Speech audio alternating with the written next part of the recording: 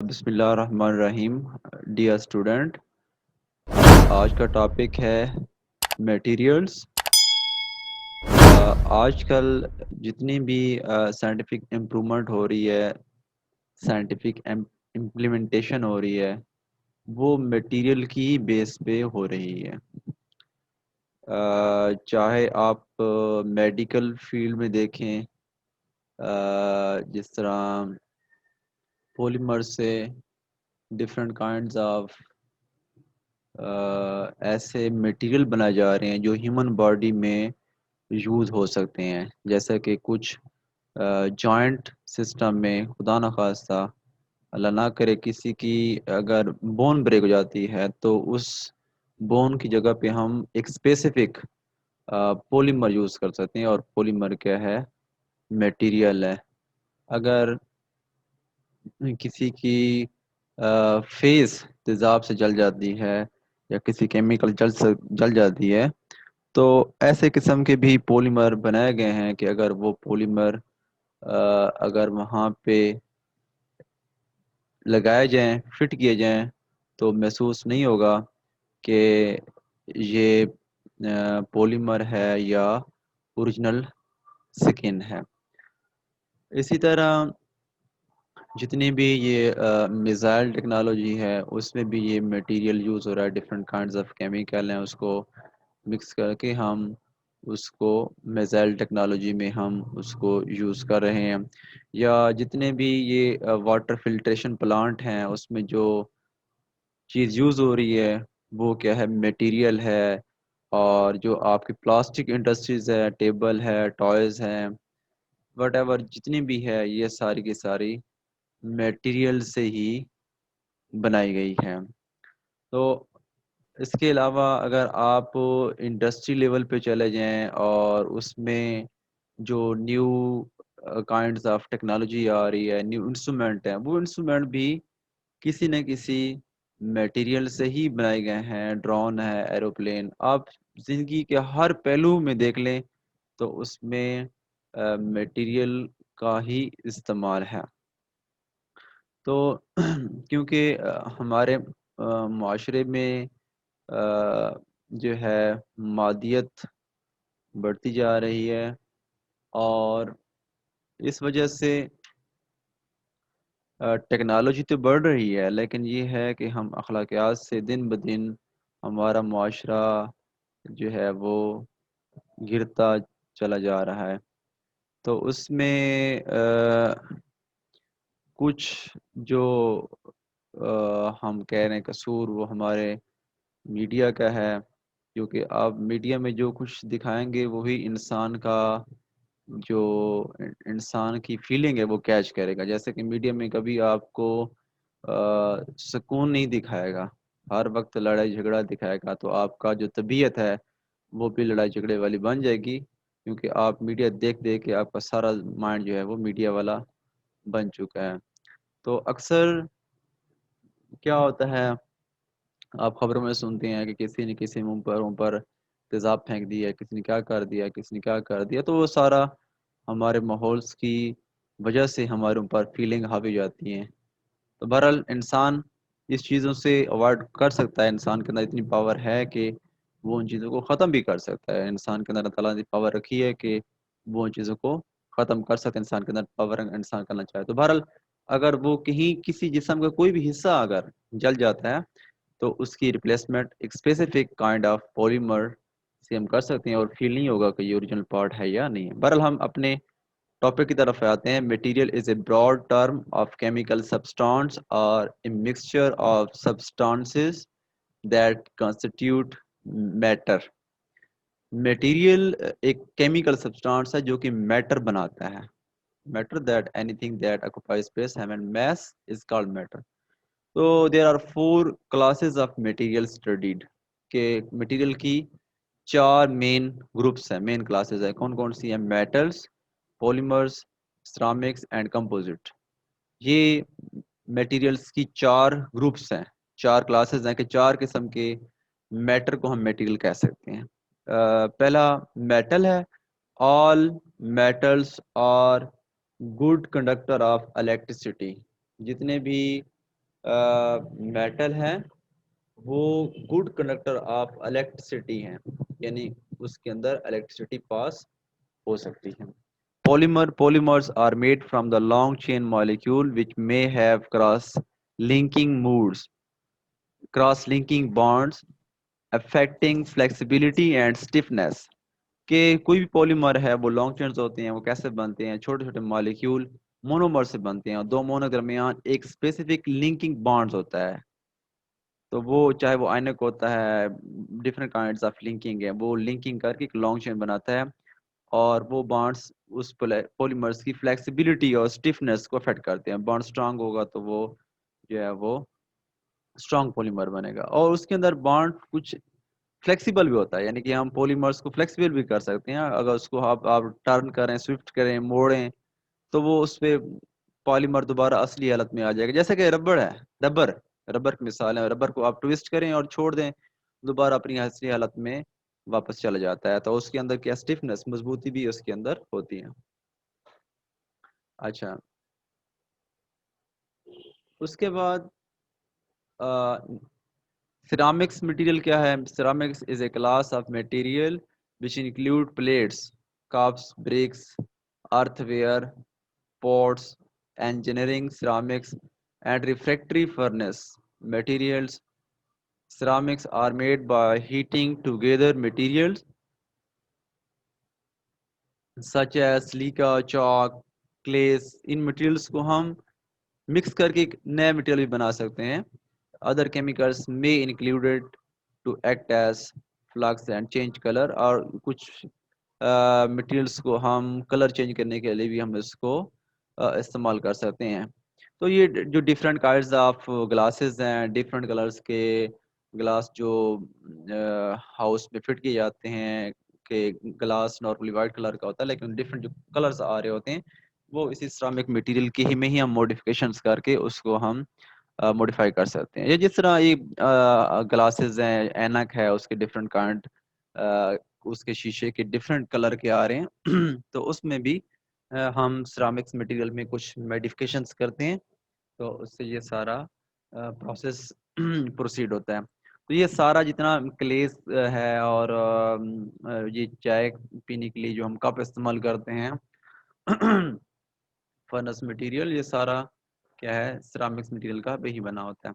Composites क्या है? Composites are the mixture of materials which give improved properties. ठीक है, ऐसा मटेरियल का मिक्सचर होता है कि जो कि प्रॉपर्टी को, उसकी प्रॉपर्टी को इम्प्रूव करता है। फर्ज करें कि जिस तरह हम मॉफ और कॉफ, मॉफ के बारे में हम पढ़ चुके हैं कि मॉफ में क्या है कि दो मटेरियल को मिक्स कर रहे हैं, एक ऑर्गेनिक है और दूसरा इनऑर्गेनिक है। मेटल इनऑर्गेनिक है और दूसरा जो ऑर्गेनिक लिगेंड है वो ऑर्गेनिक है। तो दोनों ऑर्गेनिक और इनऑर्गेनिक पोर्शन को मिक्स करके न्यू मटेरियल मॉफ बनता है, क्रिस्टल बनता है, उसकी डेफिनेटली उसकी प्रॉपर्टी बढ़ जाती है। फर्ज करें कि सिर्फ अगर अकेला ऑर्गेनिक लिगेंड है, उसमें कोई पोर्स नहीं है, और मेटल है, कोई पोर्स नहीं है, उसको कहीं अप्लाई भी नहीं कर सकते। लेकिन जब दोनों को मिक्स करते हैं, मिक्स करने के बाद जो न्यू मटेरियल बन रहा है, तो उसको डेफिनेटली उसकी प्रॉपर्टीज जो है वो बढ़ जाती हैं, और उसको हम किसी न किसी प्रैक्टिकल फील्ड में उसको हम अप्लाई कर सकते हैं। One of the material is a mixture और binding chemicals and other is reinforce. तो उसमें दोनों में से एक मटेरियल क्या करता है? अब इस मैट्रिक्स और bonding chemicals and other is reinforce, कि उन दोनों केमिकल को जब हम कर रहे होते हैं तो वो क्या करते हैं? वो मटेरियल बाइंडिंग करते हैं, केमिकल बॉन्ड बनाते हैं, और उसमें एक न्यू फोर्स जो है वो प्रोड्यूस जाती है। उसको हम एक ऐसी उसके अंदर प्रॉपर्टीज क्रिएट हो जाती हैं कि उसको हम प्रैक्टिकल फील्ड में अप्लाई कर सकते हैं। मसलन मैंने आपको पढ़ाया था रिमूवल ऑफ मर्करी के बारे में, कि जब हम उसको ऑर्गेनिक और उसको इनऑर्गेनिक को हम ऑर्गेनिक लिगेंड्स को और इनऑर्गेनिक मैटर को मिक्स करते हैं तो पोर्स क्रिएट होते हैं। पोर्स में वो सल्फर आ रही है, तो उस वजह से सल्फर की इंट्रैक्शन मर्करी से होती है, तो वो मर्करी को वो मॉफ सेपरेट कर सकता है। तो कंपोजिट की एग्जांपल मॉफ है जो मैंने आपको पढ़ाई है, ये एक काइंड ऑफ कंपोजिट है। A good example is GRP glass, special kind of glass है GRP glass। polyester plastic resin, जो जितने भी different kinds of ये प्लास्टिक बैग्स हैं, ये सारे कंपोजिट्स में आ जाएंगे। और भी काफ़ी सारे हैं चीज़ें, जैसा कि where the glass fibres increase the strength of polyester resin, different kinds of resin है। तो ये सारा कंपोजिट से ही बनाया गया। अच्छा, जो मैं आपको अभी डिस्कस कर रहा था कि खुदा ना खास्ता किसी का फेस और हैंड जल जाता है तो उसमें पॉलीमर डिज़ाइन किया जाता है, वो भी एक काइंड ऑफ कंपोजिट ही है। सम टाइम एक प्योर पॉलीमर्स होता है, अगर हम उस पॉलीमर में कोई और चीज़ मिक्स कर दें तो वो पॉलीमर कंपोजिट बन जाता है। I think few months ago, अब मुझे एग्जैक्ट याद नहीं है कि वो किस मीडिया पे या किस चैनल पे दिखा रहे थे। तो लाहौर में एक इंस्टीट्यूट है, पाकिस्तानी साइंटिस्ट, तो वो इसको यूटिलाइज कर रहे हैं। लाहौर के सेंटर है और वहाँ पर काफ़ी लोग इस मटेरियल को यूटिलाइज भी कर रहे हैं, प्रैक्टिकली यूटिलाइज कर रहे हैं। तो उनको फील नहीं होता कि ये क्या ओरिजिनल है या जो दूसरा चीज ओरिजिनल फेस है या वो जला हुआ फेस है, तो उसको हम यूटिलाइज भी कर सकते हैं। Metal, metal is a material an element compound और इलाय। मेटल क्या चीज़ है? एलिमेंट है, कंपाउंड है या इलाय है। That is typically hard when in solid state, solid state में हार्ड है, opaque, shiny and has good electrical and thermal conductivity. Metal are generally malleable and that is they can be hammered and pressed permanently out of the shape without breaking or cracking, as well as fusible, able to be fused or melted, or ductile, able to draw out into thin wires. Metal की property है malleable. Malleable mean कि अगर हम किसी चीज को हम उसके ऊपर कोई चोट लगाएं हथौड़ी से या किसी चीज से, और वो चीज फैल जाए, उसमें कोई दरार पैदा ना हो, कोई पोर्स पैदा ना हो, बल्कि वो चोट लगाने से वो फैल जाए, जिसे हम कहते हैं मेलेबल। जैसा कि ये हम आयरन के, स्टील के जितने भी ये बड़े बड़े बॉक्स बने होते हैं जिसमें हम अपनी चीज़ें रखते हैं, तो वो बॉक्स हम क्या करते हैं, हैमरिंग करते हैं और वो मेटल फैल जाता है, उसमें कोई सुराख नहीं होता, तो उसे कहते हैं मेलेबल। जब हम किसी मेटल्स को चोट लगाएं और फैल जाए, उसे मेलेबल कहते हैं। अगर हम उसी किसी आयरन से, स्टील से, कॉपर से, एल्यूमिनियम से जब हम उसको लेंथ वाइज खींचते हैं, वायर्स बनाते हैं, तो उसको हम कहते हैं ये क्या है, डक्टाइल। तो ये प्रॉपर्टी है malleable, ductile. Malleable mean materials को हम जो है फैला सकें, उसको हम हैमर लगाएं फैल सके, और डक्टाइल मीन कि ऐसा मटेरियल जिससे हम वायर बना सकें, उसको हम कहते हैं ductile.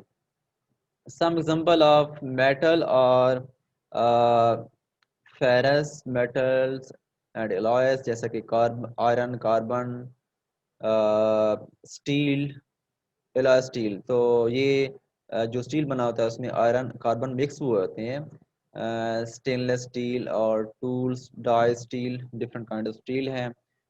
Non ferrous metal and alloys, aluminium, copper, manganese, nickel, titanium, precious metals, refractory metals and super alloys। Refractory metals वो होते हैं कि जो हाई टेम्परेचर्स पे स्टेबिलिटी शो करते हैं, वो मेल्ट नहीं होता। तो ये आपको स्क्रीन पे दिखाया गया है कि different kinds of aluminium, brass, और ये डिफरेंट काइंड्स ऑफ मटेरियल जो है वो शो किया गया है। अच्छा, उसके बाद है पॉलीमर्स। पॉलीमर्स क्या चीज़ है? एक ऐसा मटेरियल है कि जो जिसमें छोटे छोटे मोनोमर्स, छोटे छोटे पार्ट जो है वो बने हुए होते हैं, मोनोमर्स होते हैं, छोटे छोटे पार्ट्स। वो मोनोमर क्या करते हैं कि वो मिल के एक लॉन्ग पॉलीमर बनाते हैं। पॉलीमर्स के अंदर डिफरेंट लिंकेज होती है, और जैसा कि एनानिक पॉलीमर्स है, कैटायनिक है, वट एवर उसके लिंकेज पे डिपेंड करती है। Polymers both natural and synthetic. Polymers natural भी हो सकते हैं और सिंथेटिक भी हो सकते हैं, and develop via polymerisation of many small molecules known as monomers.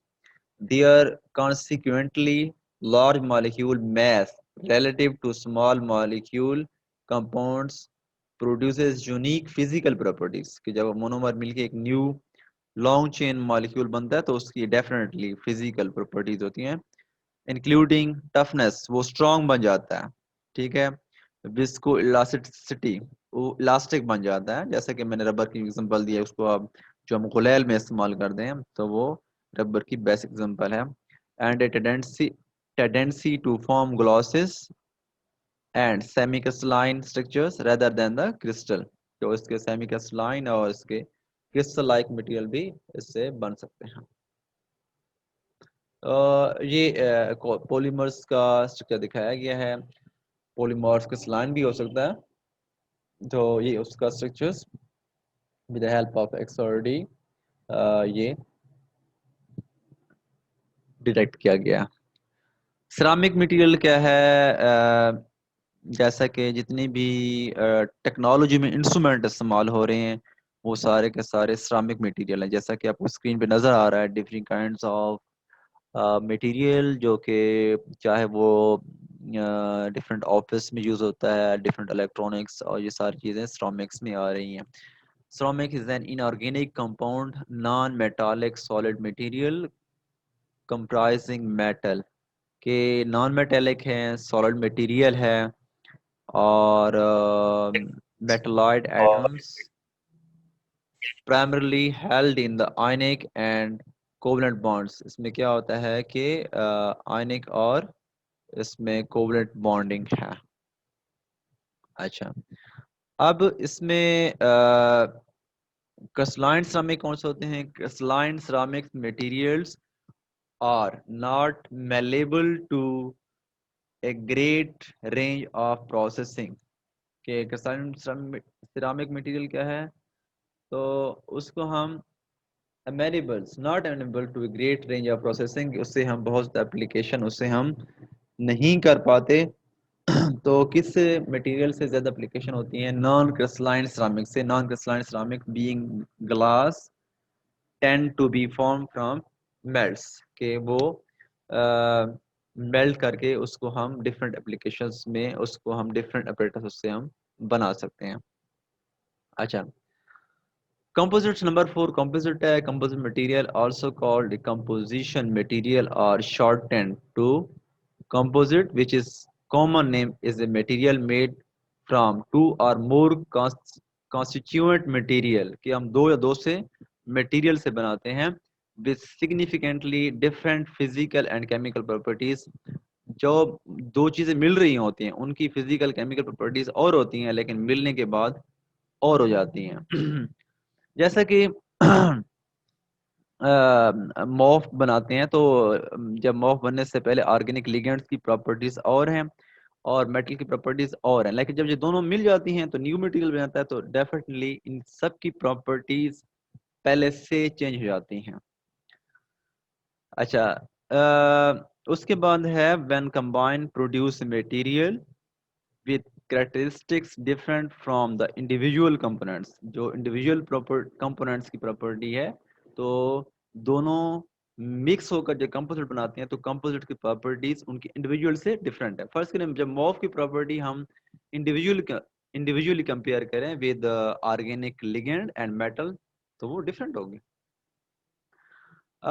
ये स्क्रीन को आपको डिफरेंट आपको ये कॉर्स की बॉडी और इसके ऊपर देखें, ये एक काइंड ऑफ शीट दिखाई गई है कि जब हम कार्स के ऊपर फर्ज करें कि ड्यूरिंग रेन हम ऊपर रखते हैं ताकि कार की बॉडी ख़राब ना हो, तो भी कंपोजिट है। या आपको एक किस्म की यूनिफॉर्म नज़र आ रही है कि जो ऐसे सोल्जर जिनकी ड्यूटी डेंजरस एरियाज में जहाँ पे कोई ब्लास्ट का खतरा हो, तो आपने देखा होगा कि जो पाकिस्तान आर्मी उनके चेस्ट के ऊपर कुछ बैग नज़र आते हैं, तो वो ऐसा मटेरियल होता है कि कोई अगर बारूद आ जाए, गोली आ जाए, तो वो उस पर अफेक्ट नहीं करती। तो ऐसा एरिया जहाँ पे ब्लास्ट का खतरा होता है, तो वहाँ पे ये आर्मी सोल्जर्स को या पुलिस सोल्जर्स को ये बैग दी जाते हैं, ताकि क्योंकि चेस्ट में हर्ट होता है और भी इम्पोर्टेंट ऑर्गन्स होते हैं, ताकि वो सेफ रहें और उनकी ह्यूमन सेफ्टी के लिए डेवलप किया गया है। अच्छा, अच्छा, आपको पता होना चाहिए कि ये ज्यादा जितनी भी साइंटिफिक डिस्कवरीज हैं वो मुस्लिम साइंटिस्ट की ही वजह से किए गए हैं, लेकिन बाद में कुछ ऐसे हालात पैदा हुए कि वो मुस्लिम जितनी भी मुस्लिम डिस्कवरीज थी जो मुस्लिम साइंटिस्ट ने की थी वो दरानील में बहा दी गई और इम्पोर्टेंट बुक्स को निकाला गया, और देन वो नॉलेज शिफ्ट किया गया टू दी यूरोपियन कंट्रीज को शिफ्ट किया गया और उन्होंने अपने नाम कर लिया। तो ये जाबिर बिन हयान ने, अगर आप उसकी हिस्ट्री देखें तो जाबिर बिन हयान ने ही एक ऐसा मटेरियल डिस्कवर किया था कि जो जिसको आग कैच ना कर सके, एक ऐसा काइंड ऑफ मटेरियल बनाया था उसको आग कैच ना कर सके। तो ये बेसिकली जाबिर बिन हयान का ही आइडिया था, उसने ही इसको डेवलप किया था। तो ये एक आई थिंक एक मूवी भी है जाबिर बिन हयान साइंटिस्ट के ऊपर बनी हुई है कि उसने किन हालात को फेस करते हुए अपना जो है वो काम किया है। इवेंट्स के देखिए तालीम की कदर करने वाले लोग बहुत कम मिलेंगे आपको, यानी उनकी जहाँ पे वो एक छोटी सी रिसर्च लेबोरेटरी थी उसकी रिसर्च लेबोरेटरीज को जो है ब्रेक किया गया, तोड़ा गया और उसको अपने मकासद तक जो है वो ना पहुंच सका जहां तक वो और भी डिस्कवरीज करना चाह रहा था। ये सल्फ्यूरिक एसिड है, ये भी जावे बिन हयान की डिस्कवरी है, ये भी उन्होंने डिस्कवर किया था और इसकी बहुत ज़्यादा इंपॉर्टेंस है। सल्फ्यूरिक एसिड हर फील्ड में यूटिलाइज हो रहा है, चाहे वो बैटरीज देखें, अगर बैटरीज में जो सल्फ्यूरिक एसिड इस्तेमाल ना हो तो बैटरीज की इंडस्ट्री स्टॉप हो जाती है, स्टॉप हो जाएगी। तो ये उस मुस्लिम साइंटिस्ट की मरहून मिन्नत है कि पूरी इलेक्ट्रॉनिक दुनिया जो है वो उस जाबे बिन हयान की डिस्कवरीज की ही बेस पे ही चल रही है।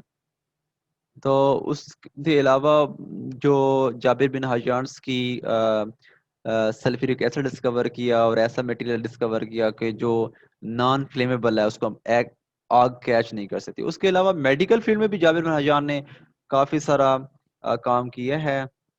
उसकी कुछ ओल्ड बुक्स हैं, तो उसके रेफरेंस मिलते हैं कि उसने मेडिकल फील्ड में भी काफ़ी सारा काम की है। Typically engineered composite material include कौन सा इंजीनियरिंग कंपोजिट मटेरियल इंक्लूड होता है? Reinforced concrete and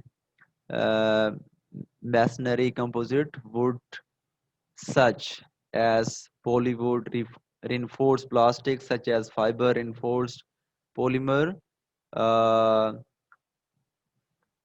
fiberglass, ceramic matrix composite ceramic and metal matrix composite and other advanced composite material. तो ये जो डिफरेंट काइंड्स ऑफ मटेरियल हैं, तो ये सारे के सारे जो है कंपोजिट्स से ही आते हैं। जैसा कि डिफरेंट काइंड्स ऑफ प्लेट्स हैं, उसको डिफरेंट कंपोनेंट से मॉडिफाई किया गया है। ये भी कंपोजिट, जिस प्लास्टिक की प्लेट हम घरों में यूज़ करते हैं, काइंड ऑफ कंपोजिट है। और भी डिफरेंट काइंड्स ऑफ मटेरियल हैं, वो सारे के सारे जो है वो कंपोजिट में ही आते हैं।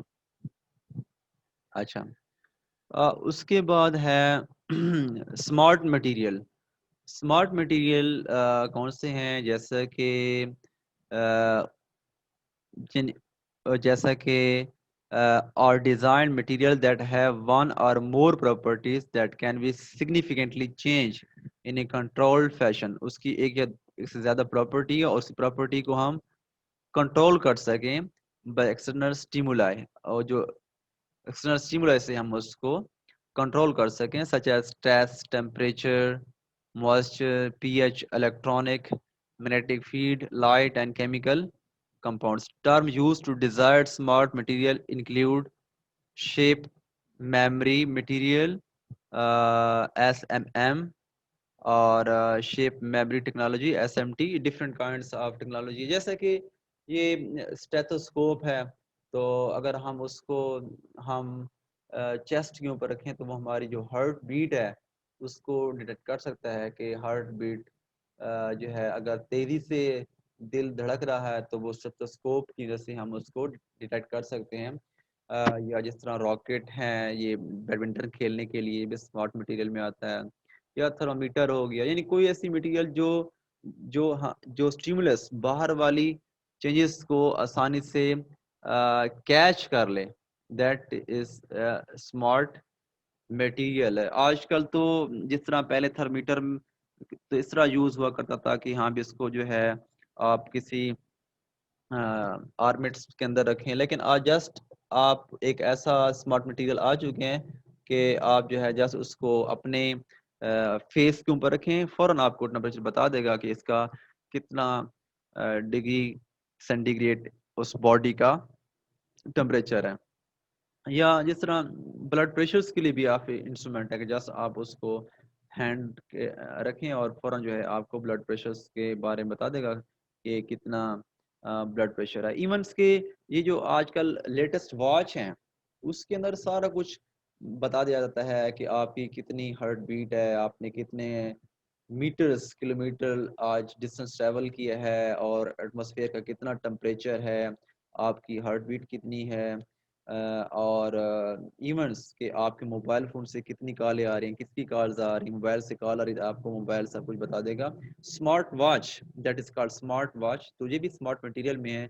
एक छोटी सी डिवाइस है और आपको इतनी सारी इंफॉर्मेशन जो है वो दी जा रही हैं। आजकल कुछ ऐसे स्मार्ट वॉच भी हैं कि सिक्योरिटी के लिहाज से फ़र्ज़ करें कि एक बच्चा स्कूल जाता है कि उसके हैंड पे वो वॉच बांध दी जाती है और उस कनेक्शन जो है वो घर में एक मोबाइल से कनेक्टेड होता है, तो पता चलेगा कि जो उस बच्चा है वो पेरेंट्स का बच्चा वो कहाँ कहाँ पे है, क्या स्कूल में बैठा है या स्कूल में नहीं बैठा, या इस वक्त कहाँ पे है, वो सारा कुछ मोबाइल से रिकॉर्डिंग हो रहा होता है। जस्ट लाइक सिम ट्रैकिंग, जिस तरह हम सिम को ट्रैक करते हैं कि इस वक्त ये सिम जो है वो किस एरिया में है, क्या काम कर रहे हैं, तो ये सारा का सारा जो है वो स्मार्ट मटेरियल में आ रहा है। और इवन के कुछ डेवलपिंग कंट्रीज में, I am not sure in Pakistan, के वो स्टूडेंट्स को घर में कैमरे से भी कैच किया जा रहा है कि हमारा बेटा अब जो है क्लास में क्या कर रहा है,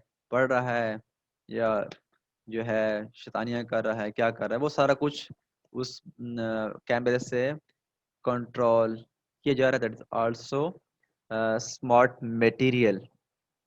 तो अल्लाह करे कि ये पाकिस्तान में भी आ जाए और जो है काफ़ी सारे स्टूडेंट इससे सुधर जाएंगे, होपफुली। अच्छा, बहरहाल नेक्स्ट है कि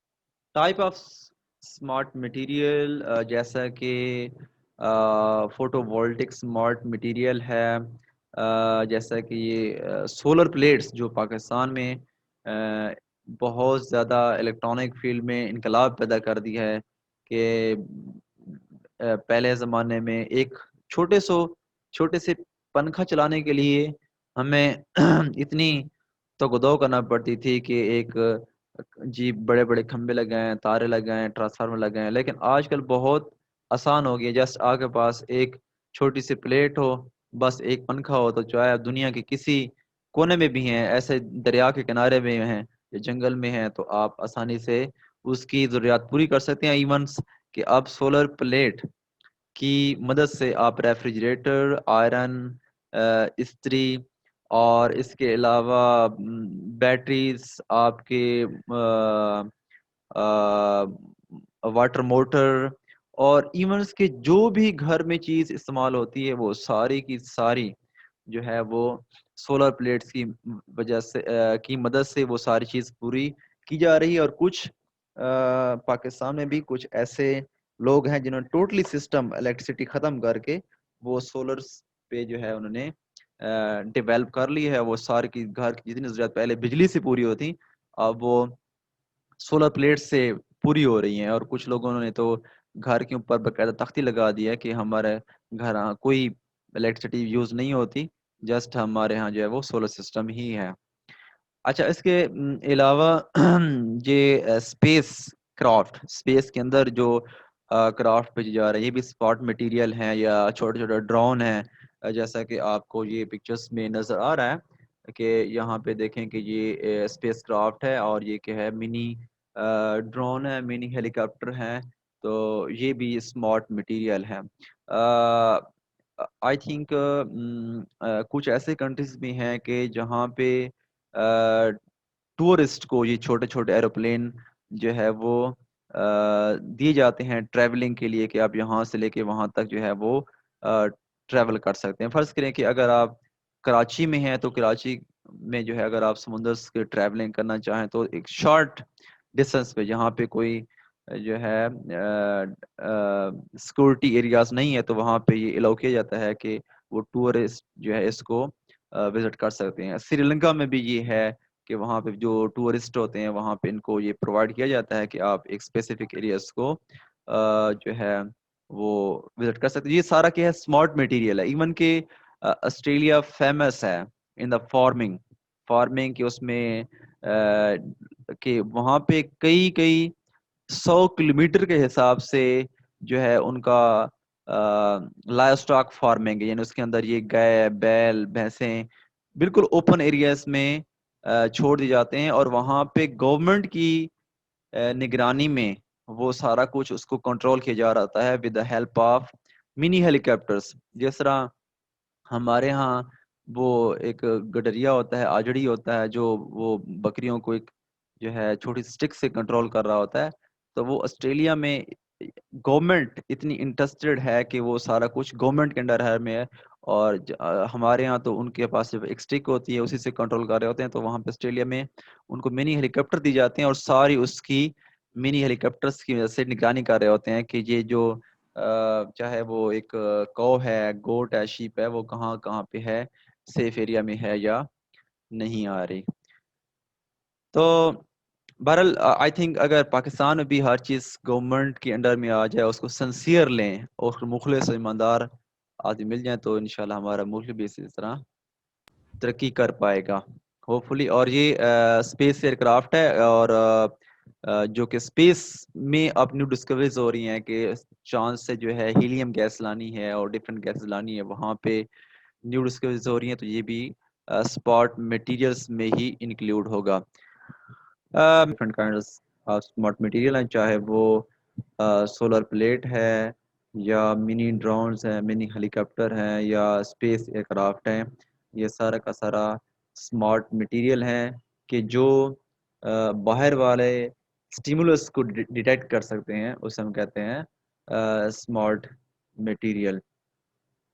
तो जिस तरह एरोप्लेन है, अगर वो स्पेस में है तो उसको भी हम एक ऑफिस में बैठ के सेटेलाइट के थ्रू हम कंट्रोल कर सकते हैं कि इस वक्त एरोप्लेन कहाँ पे है। फर्ज करें कि PIA पाकिस्तान एयरलाइन का सिस्टम सेटेलाइट से कनेक्टेड होता है। तो जो PIA का ऑफिस, हेड ऑफिस, वहाँ पे वो सारा कंट्रोल रूम होता है, वो बता रहा होता है। फर्ज करें कि PIA की फ़्लाइट इस्लामाबाद से अमेरिका जाना है, तो वो सारा कुछ कंट्रोल कर रहे होते हैं कि इस वक्त हमारा एरोप्लेन कहाँ पे पहुंचा है, सऊदी अरेबिया पहुंचा है, कुवैत, टर्की, जहाँ पे वो गुजरता जाएगा तो वो हम हमारे पास सेटेलाइट के थ्रू सारी रिकॉर्डिंग आ जाती है कि जहाज इस वक्त जो है वो कहाँ पे ट्रेवल कर रहा है। ये सारा का सारा कुछ जो है वो स्मार्ट मटेरियल में ही आता है। उसके अंदर कोई ऐसी चिप्स होती हैं, डिवाइस होते हैं कि जो सारा कुछ जो है वो डिटेक्ट कर रहा होता है।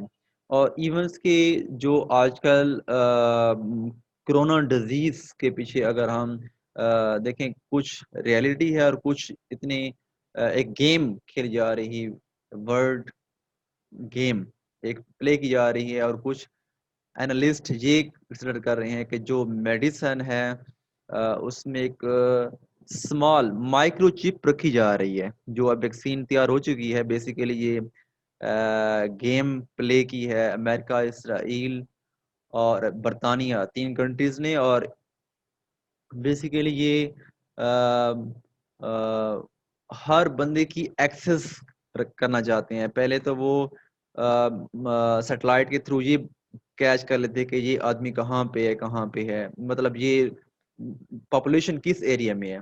अब वो हर एक बंदे तक एक्सेस रखना चाहते हैं कि वो जो वैक्सीन है उसके अंदर माइक्रोचिप, यानी वो चिप जो आपको आंख से नजर नहीं आएगी, लेकिन जिस पेशेंट्स के अंदर वो वैक्सीन लेगा, वो चिप उसकी बॉडी के अंदर रह जाएगी और वो घर बैठे किसी भी एरिया पे एक एक फर्द को भी वो डिटेक्ट कर सकते हैं।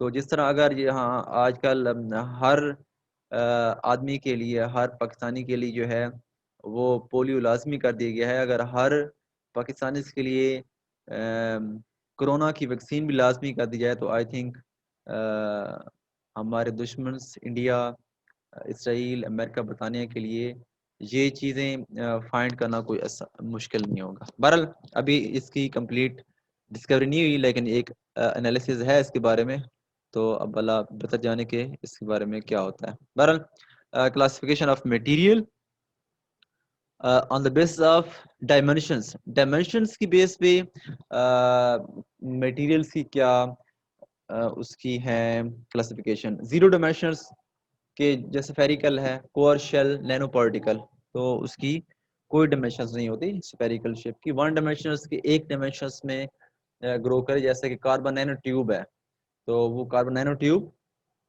जीरो डायमेंशन है। 2D मटेरियल जैसे ग्रेफीन है, कार्बन से ही मटेरियल बना होता है, जिस तरह ग्रेफाइट है, ग्रेफीन मटेरियल, लेकिन 2D डायमेंशनल है, एक्स वाई पे ग्रो करेगा। और 3D मीजोपोरस कंपोजिट इलेक्ट्रोड, एक स्पेसिफिक इलेक्ट्रोड है, तो वो भी 3 डायमेंशनल हो सकता है। अच्छा, अब नैनो पार्टिकल्स की बात करें तो zero dimensional core shell nano particle, nano particles encapsulated in the hollow nanosphere, कि एक स्पेसिफिक स्फेयर है उसके अंदर वो पार्टिकल एग्जिस्ट करते हैं। और इसके अंदर अगर हम स्ट्रक्चर देखें वन डायमेंशन के अंदर, तो इसके अंदर इस तरह का स्ट्रक्चर होता है, जस्ट लाइक सिलेंडर। और ये है कार्बन कोटेड नैनो प्लेट, ये भी 2 डायमेंशनल्स हैं। और कार्बन कोटेड नैनो प्लेट, ये डिफरेंट काइंड्स ऑफ प्लेट है, ये तीनों के तीनों 2 डायमेंशनल्स हैं। और ये माइक्रोपोरस कंपोजिट इलेक्ट्रोड्स, ये तीनों के तीन एग्जांपल 3D की हैं। ये डिफरेंट एग्जांपल 3D मटेरियल्स की हैं, ये 2D मटेरियल्स की हैं, और बाकी ये 1 डायमेंशंस 1D, यानी कि एक डायमेंशंस में वो मटेरियल ग्रो करेगा। तो ये डायरेक्शनल डायमेंशंस की बेस पे ही डिफरेंट काइंड्स ऑफ मटेरियल्स को क्लासिफाई किया गया है, 0D, 1D, 2D, 3D। अच्छा, अब इसके बाद है on the basis of structures, structures की बेस पे कुछ मटेरियल्स की काइंड्स हैं। तो वो क्या है कि crystalline material, single crystal, polycrystalline. के crystalline material is a material compared of one or many crystals. In each crystal, atoms or ions show a long-range periodical arrangement.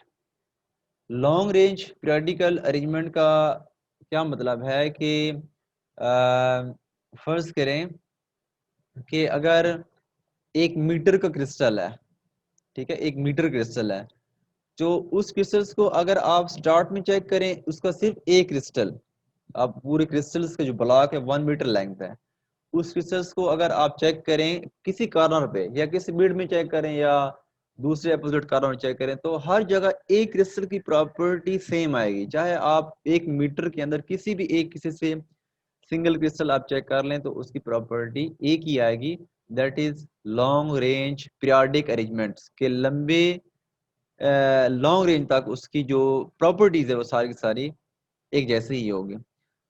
Single crystal is a crystalline material that is made of only one crystal. There are no grain boundaries. कि सिर्फ एक ही crystal होगा, बाकी किस्म के crystals नहीं होंगे। यानी अगर हेक्सागोनल है तो वो हेक्सागोनल शेप होगी, कोई क्यूबिक वाला क्रिस्टल्स नहीं होगा। पॉलीक्रिस्टलाइन क्या है? Material is a material comprised of many crystal as opposed to a single crystal material that has only one crystal। यानी कि इसमें डिफरेंट क्रिस्टल्स जो है वो मिक्स होते हैं, उसको हम एक ही क्रिस्टल अलग नहीं होता बल्कि different kinds of crystal mix होते हैं, दैट इज पॉलीक्रिस्टलाइन। ग्रेन्स क्या है? Grains are the crystal in polycrystalline material. Polycrystalline के अंदर एक स्पेसिफिक जो स्ट्रक्चर्स होता है दैट इज कॉल्ड ग्रेन्स। अच्छा, nano structure material, nano structure material और material with a microstructures, the characteristics length scale of which is one of the order of few, typically 1 to 10 nanometers। उसका size क्या है जिस material का 1 to 10 nanometre है, that is called nano structures material, यानी जिसका size बहुत कम है। तो नैनो मटेरियल्स भी 0D 1D 2D, nano photonics, magnetic nano sir structures, काफी है। Nano fluidic devices and surfaces. तो ये नैनो मटेरियल्स भी डिफरेंट काइंड्स हैं कि ऐसा मटेरियल जो मटेरियल हमें नज़र आ रहा था इसको हम नैनो नहीं कह सकते, और जो हमें नेकेड आई से नज़र ना आए लेकिन स्टिल एग्जिस्ट करता है दैट इज नैनो मटेरियल। और क्वांटम डॉट्स, ये फिजिक्स में आपको पता होगा। और नैनो वायर्स, ऐसी वायर्स हैं जो बहुत छोटी छोटी हैं, दैट इज आल्सो हमें नेकेड आई से नज़र नहीं आती लेकिन एग्जिस्ट करती हैं, that is also nanostructure material, superlatics and heterostructures with different kinds of structures हैं इलेक्ट्रॉनिक फील्ड में, और नैनोफोनेटिक्स, फोटोनिक्स और मैग्नेटिक नैनोस्ट्रक्चर्स, यानी ऐसा नैनोस्ट्रक्चर जिसके अंदर मैग्नेटिक फील्ड होती है, दैट इज मैग्नेटिक नैनोस्ट्रक्चर्स। और यानी ऐसा मटेरियल होता है कि अगर हाथ पे रख के नजर नहीं आएगा, लेकिन किसी अगर हम आयरन पार्टिकल हो तो आयरन पार्टिकल हमारा हैंड से चिप हो जाएगा, स्टक हो जाएगा, क्योंकि उस आयरन के अंदर हमारी हथेली के ऊपर एक मैग्नेटिक नैनो मटेरियल हमें नजर नहीं आ रहा, लेकिन वो उसके अंदर अट्रैक्शन तो होगी। जैसे ही आप आयरन का छोटा सा पार्टिकल रखेंगे तो वो आपके हैंड के ऊपर जो है वो स्टक हो जाएगा।